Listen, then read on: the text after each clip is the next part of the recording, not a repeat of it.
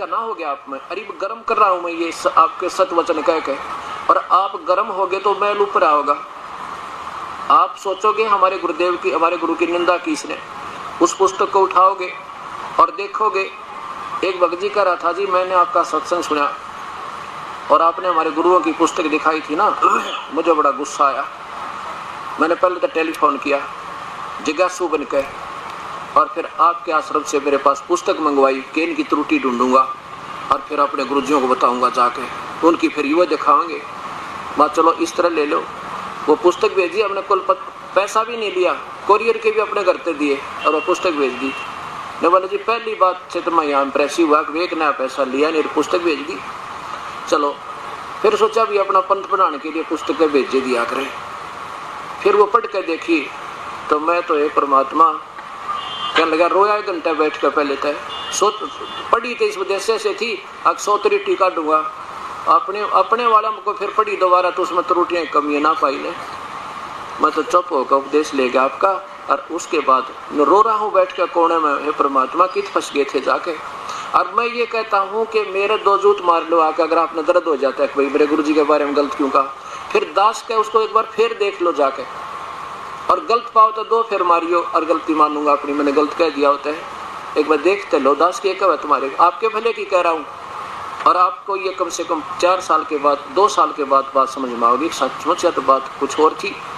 और जो शीघ्र समझ जाएंगे उन जैसी पुण्य आत्मा नहीं है, और समझने का समय आ गया, जो कुछ ज़्यादा समय नहीं लगेगा, बहुत ही थोड़े दिन में दिखा दूंगा आपको। इस मैदान में मैं बैठा नहीं दिखा करूंगा। अब तो ठीक है पुण्यात्मा, क्योंकि शुरुआत ऐसी ही होती है जो प्रारंभ, सूर्य उदय हुआ है, सूर्य उदय होता है सत्य, तो उदय के समय पहले पैर में चांदना थोड़ा होता है, और जब उदय होगा जब देखना चांदना ही चांदना हो जाएगा।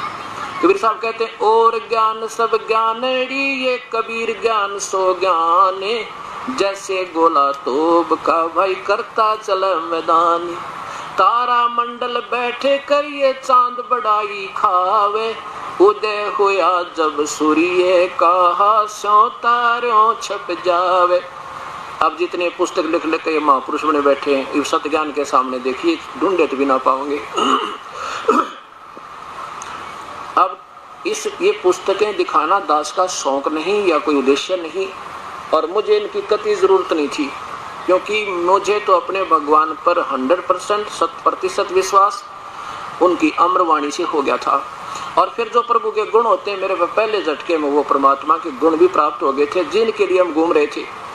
फिर संशय दास को नहीं रहा। फिर 20 प्रमाण मिले जिन महापुरुषों ने सतलोक में सतपुरुष देखे, आदरणीय गरीबदास जी, आदरणीय गुरु नानक देव जी, आदरणीय दादू साहेब, आदरणीय श्री धर्मदास जी, आदरणीय मुल्कदास जी, आदरणीय रामानंद जी महाराज। तो फिर कसर कौन सी रहेगी। फिर मुझे ये शंका बन गई कि जो आज वर्तमान में सतखंड सतलोक बताओ के भगवान निराकार वहां पर है नहीं, और उसका तेज और केवल प्रकाश दिखाई देता, वो कति बेकार है आपको, उनको ना तो अब अनुभव क्या है का, और ना उनके मंत्र ठीक है। अब मैं जो पुस्तक दिखाता हूँ आपके लिए, कैसे एक अंधा जावा था रात्रि के समय लालटेन हाथ में लिए हुए, आगे से बच्चे आ रहे थे शोर शराबा करते हुए, आवाज लगाई, देखो बच्चों मुझे दिखाई नहीं देता, कहीं मेरे अंदर टक्कर ना मार दो। बच्चों ने ध्यान से देखा कि बुजुर्ग आ रहे हैं और हाथ में लालटेन लिए हैं, और कह रहा मैं अंधा हूँ। बच्चों ने पूछा, बाबा आप अंधे हो तो फिर लालटेन किस लिए लिए हो, कि आप आंखें वालों के लिए, कहीं मेरे में टक्कर ना मार दो। अब ये लालटेन जो है ना, ये शास्त्र आपके गुरुओं की आप ही को दिखा रहा हूँ कि कहीं मेरे साथ टक्कर ना मारो, पहले इन्हें पढ़ लिए चांदने में। इन अपने गुरुओं के वही दिखाता हूँ जैसे जैन धर्म का दिखाया, कति ज्यों का त्यों, एक अक्षर अपनी तरफ से नहीं बोला दास ने। ऐसे ही ये राधा स्वामी वालों का, धन धन सतगुरु वालों की, और ये बालोकेश्वर जी वालों की, और श्री हंस जी वालों की, जितने भी आज तक, श्री आसाराम जी की, सुधांशु जी महाराज की, जो 1 नंबर के महापुरुष, उनकी किताबें ज्यों की तो पढ़ाई, और साथ में फिर शास्त्र पढ़ा दिए। जिनमें थोड़ी सी भी बुद्धि भगवान ने दी होगी तो वो आप समझ जाएंगे। तो मैं तो एक अंधा हूँ भाई, मेरे लिए तो लालटेन कति व्यर्थ है, मुझे जरूरत नहीं इन शास्त्रों की, मुझे तो परमात्मा ने जो देना था धन दे दिया, मुझे प्राप्त हो दिया।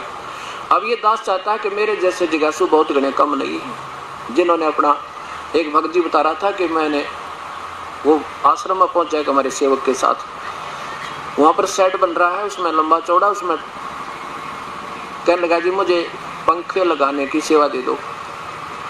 उसमें लगभग 200 पंखे लगने की व्यवस्था है।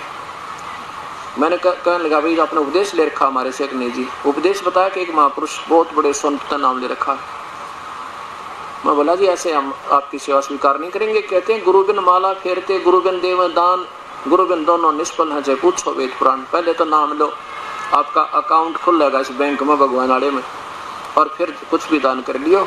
ऐसे हम ना जिया सेवा तो मुझे दे ही दो। मैं बोला वैसे नहीं हम देते। मैं उस पाप का भागी नहीं हूँ किसी की खाम का पैसे ऐंठ के, और दोषी नहीं बनाओ संगत को जिसके ऊपर बाहर चढ़ा दो बिना उपदेशी का पैसा लेकर।